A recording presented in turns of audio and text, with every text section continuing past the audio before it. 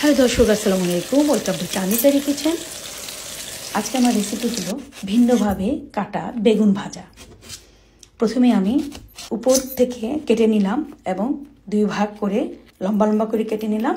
ফার্স্টে আমি হলুদ, মরিচ, লবণ দিয়ে মেখে নিচ্ছি, একটু পানি দিচ্ছি যাতে সুন্দর মতো মাখা হয় উপর নিচে, এবং সব দিক দিয়ে ভালো করে মেখে নিচ্ছি। এখন আমি তেল দিয়ে দিলাম আর ভাজতে শুরু করে দিলাম।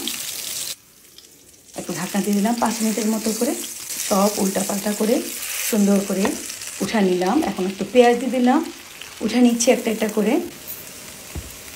হলুদ এবং সামান্য রসুন দিয়ে দিলাম, কাঁচামরিচ দিলাম, টমেটো দিয়ে দিলাম এবং ধনিয়া পাতা। আর ধনিয়া পাতাটা হলো আমার বাগানের।